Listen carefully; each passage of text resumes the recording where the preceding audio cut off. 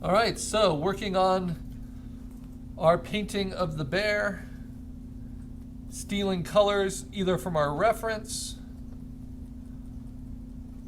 or from ourself.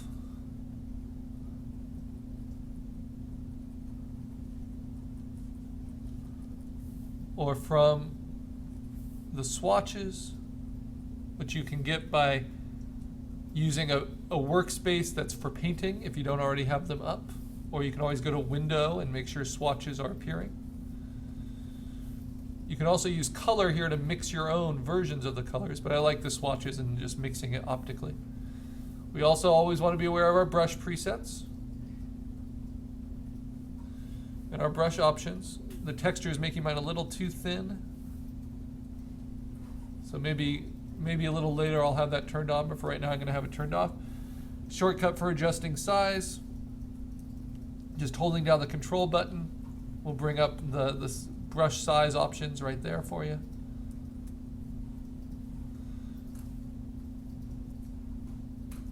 But the key is, and this is what's difficult when you're finishing off, the key is to use the largest size you can. And that's why you make sure your brush shape dynamics are set for pin pressure. So you can go thick to thin just by how hard you press, right? But for instance, I need to do a lot of work on this paw. So if I steal a color, start painting with it,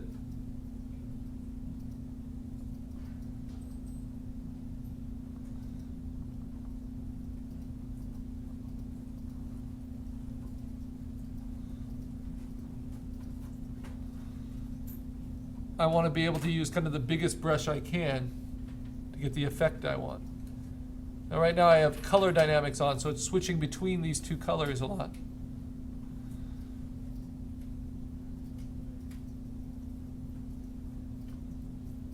Which makes it more dynamic. But if I find it aggravating, I can just turn that off. If I need something more predictable. And I think for rendering the three-dimensional form, instead of just doing fur effects, I'm going to turn that off. So I go to brush, I'm just going to turn off color dynamics for now. And then it will paint with the color I choose, at the opacity I choose. And I like to use slightly transparent paint so it mixes with the colors underneath. You don't want to have to repaint everything you do each time.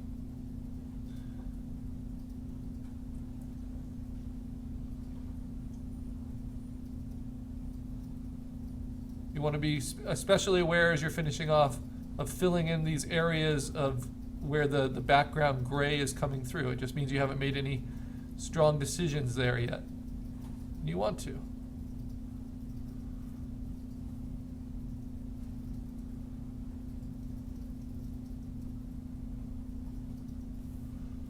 You also want to check on the rotation of your shape dynamics. It's called angle jitter.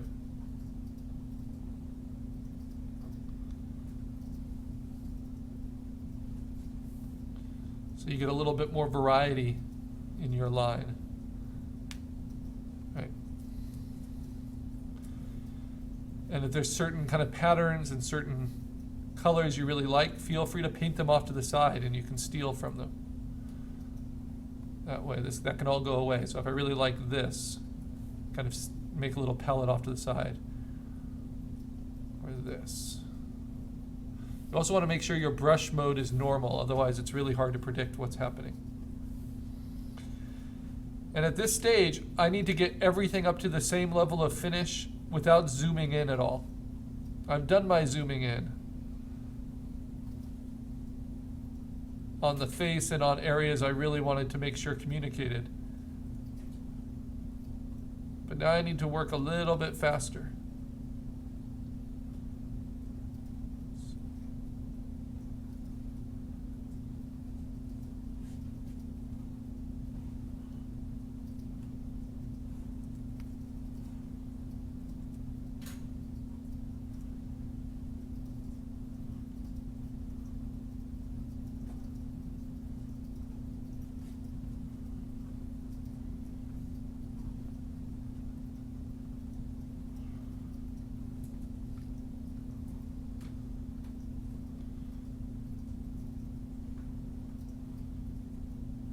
And the way to blend out, even though I'm not using a brush because I'm using a custom brush that doesn't give me any hardness options, the way to blend soft edges is to mix the colors around it to kind of blend edges out. That's how you'll get three-dimensional illusion. It's by having a hard edge on one side and have it blend out to a soft edge.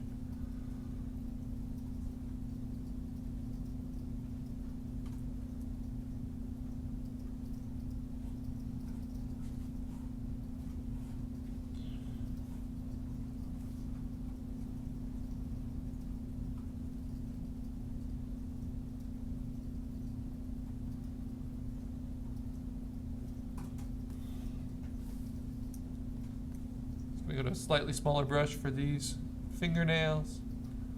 Since he's waving at us, I want to make sure this reads okay.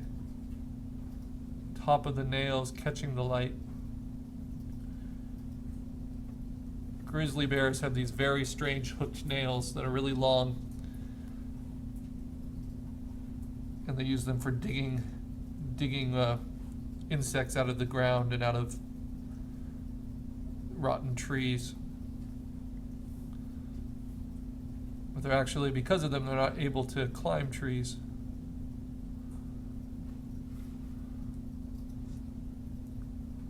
So if you meet a grizzly bear in the woods, all you have to do is get up high. They can't climb. But make sure it's a grizzly bear. If it's a black bear, then you're in trouble.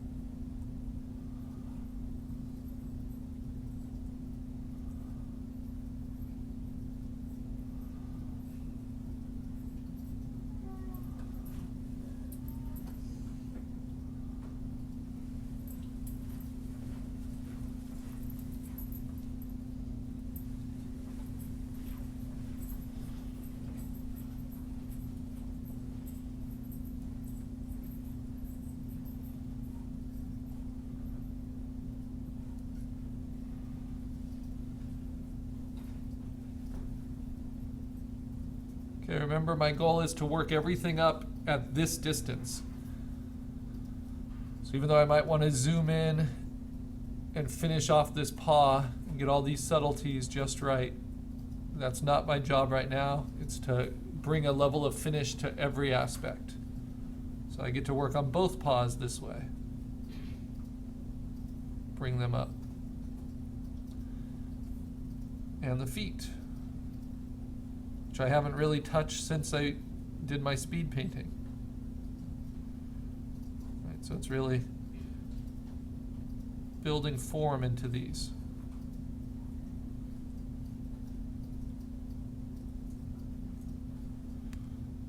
And I've already set the standard of finish with the head and with the neck.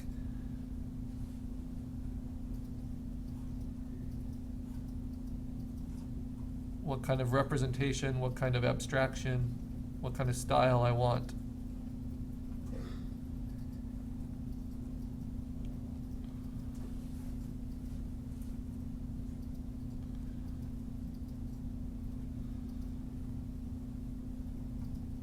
Every painting is a stylization because you're making so many of the decisions. So even digital artists that go for pure photorealism, they look different than photos because they are in some ways stylized. The taste of the artist comes through, no matter how much of a slave they are to representation.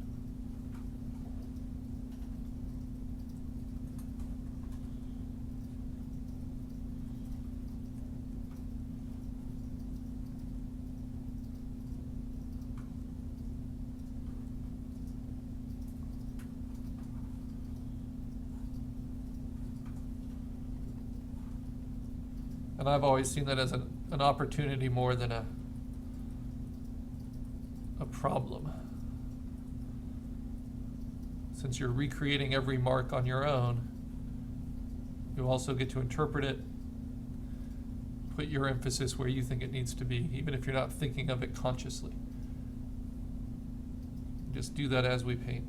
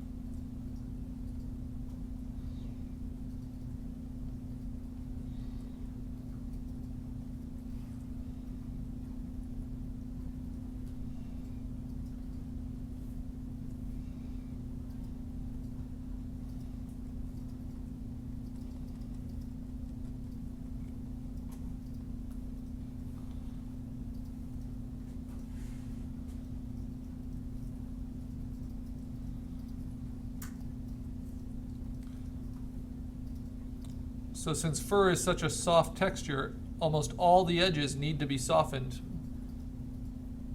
by using these low opacity brush shapes over the top of each other and just kind of mixing all the colors. And in painting, this is called glazing, working with transparent layers over the top to get that softness. But if it was a different kind of texture, like the back of a beetle, I would want more opaque, more clean-edged brush strokes to make the illusion work for that texture, which reflects a lot of light.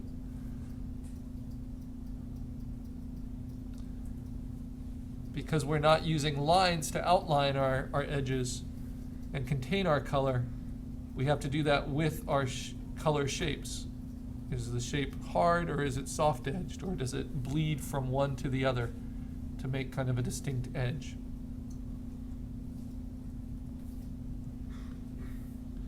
I like to throw in random colors every once in a while and kind of mix those out, help that give a little bit more life to the painting. In a subject that's so red and orange, it's nice to mix some blues and greens into there. Just a little bit to kind of blend into the colors I already have.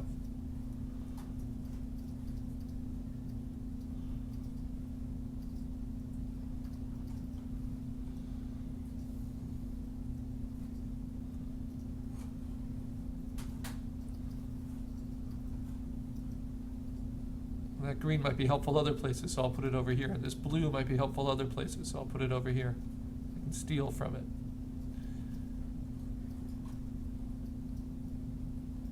Use it where I want to deepen some shadow without needing to go so dark.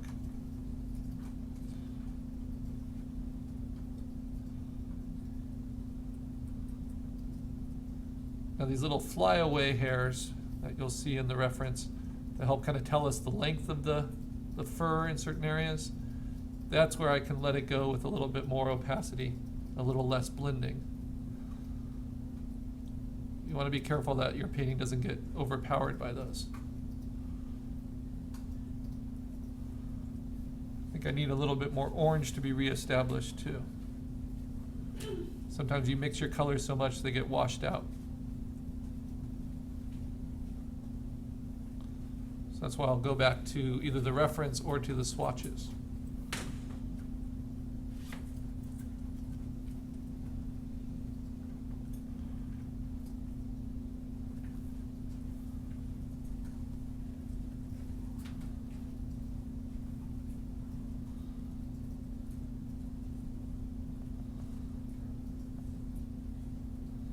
Even though this looks like white, it's far from white. The highlight color I'm using has its own color temperature, its own choices.